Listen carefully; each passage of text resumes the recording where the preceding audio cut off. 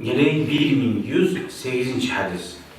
Hala amadik ertesi namazın aldığında 2 rekat namaz veline ankıyor.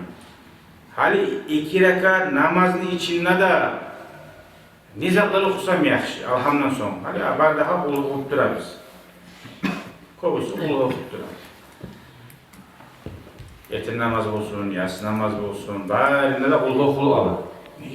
Bizim hali Kur'an okuyorlar da kop bulup, Kur'an'ı kovunan bilağlar da kop bulup, hali bakalenne uje namazlarda da hal cahil mutalim yaşar okuyor.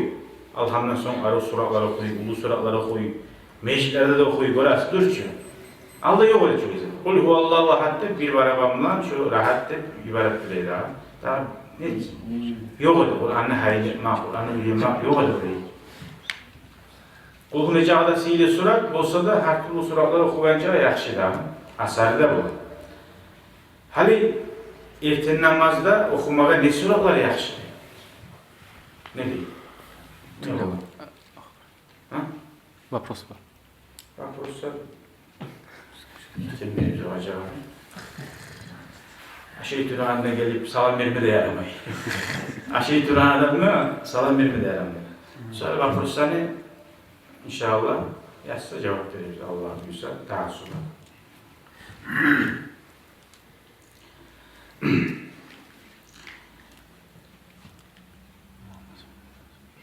Aşk etibarı da aytanızı ayrımız. Kara.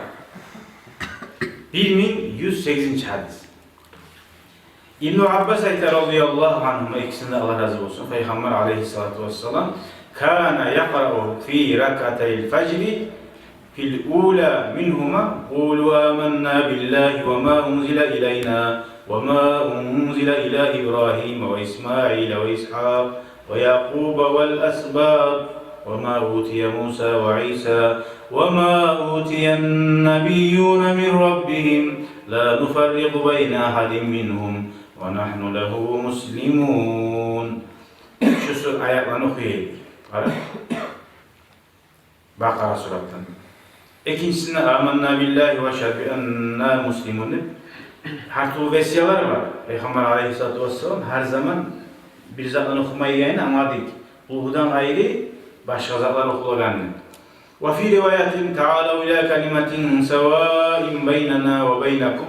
Her türlü ayaklar, bu lehine okuyutup bir tanesi, birisi gırîmle eşitten Peygamber aleyhissalatu vesselam'ın neçi eşitlik olada, kıçlık okumayı için 2 rekat sünnet namazda. Gırîmli adam işte esinte, ne okuyanın biraz okusa. Bundan anlaşıyla okuyan adam, okuyan zaten biraz azına, ozu eşitten kuyuda okuma gerek. Okuyup okamsa biraz da eşitmezse. Bir adam var, Komursuğa yürüyünce da eşitmeysen şunu tavuşun. Sağım olgen mu deyin kuyda. Olgen okulmayın. Okuyanına biraz sama kıyınekadan bir kulağa sıkılayanına seni şivişleyenin eşitme gerek. Ne yapıyorsun? Bir hava şivişleyenin eşit bu. Güzel mi? Şöyle iyi mi? Sen az mısır eşitme tarafı. No tolka orada bu kıyın adamı boşa ötmeyelim. Hatta nozmeyelim. Şu kıyın adam bir kulağa sıkılayanına sen okuyacağın ne? Eşitme gereği. Neye? Maharicul huruf. Harflerin çırağını tajvid programmasında eşitilme tarzı.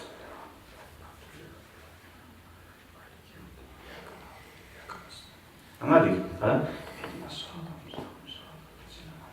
Eşitilat bu. Ama mikrofon salsam eşitmeyi. Bir tayfa adamlar okuyan kuyuda. O harflerin çırağın yerlerinden çıkmıyor. Harfler çıkan yerinden çıkmazsa namazı bulmuyor adam. Şöyle adamla ematalı, sen mıslah okuyumsan ya adamsa yüreğinden okuyup, telinden okuyumsan. Seli bulan okumak şart. O sırada ashabılar Peygamber aleyhisselam okuyanın, ne okuyanın anlaydı.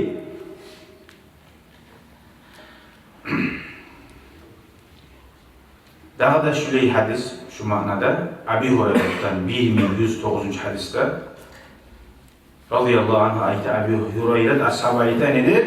Anna Resulullah sallallahu aleyhi ve sellem qara'a fi rak'atayil fecri Kul ya eyyuhel kafirun La a'budu ma ta'budun. Bunu kovuz biliriz. Şunu okusak birinci rekatta Temirhan Cuma. Ulayı kafirini bilersiniz. Gördün mü? Ertesi namazın altına varlanına tanrılar. Onu okumaysan birinci rekatta okursan Ulayı kafirunu, ikincisinden okuysan Kul huvallahu ahad.